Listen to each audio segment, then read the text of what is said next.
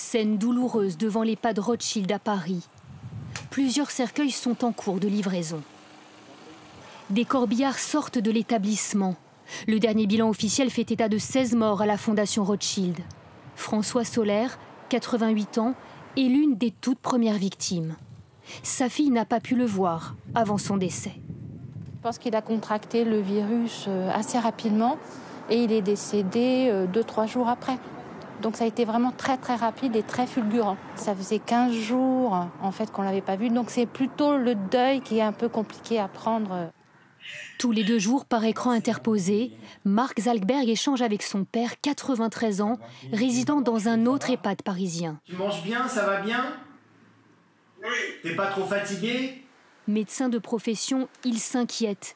Selon lui, les conditions de sécurité ne sont pas remplies pour éviter la propagation du virus à l'intérieur de l'établissement.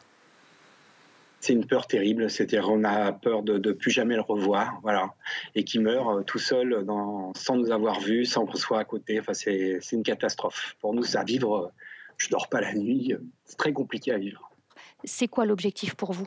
Essayer de rapatrier mon papa à la maison, car l'épidémie est très active en ce moment. Et donc, je pense que si on perd du temps, il risque d'être dans l'EHPAD avec les premiers cas et on ne le sauvera pas. Céline Gillet pourrait-elle aussi envisager de faire sortir sa grand-mère de l'EHPAD où elle réside? Elle lance un cri d'alerte aux autorités. Les personnes âgées qui sont en EHPAD ne sont pas des citoyens ou des personnes de seconde zone. Ma grand-mère a travaillé dès l'âge de 14 ans, elle a travaillé très dur et je crois qu'elle a le droit d'être soignée dignement. En plus des masques et des protections, les personnels des EHPAD réclament désormais des tests systématiques pour leurs résidents.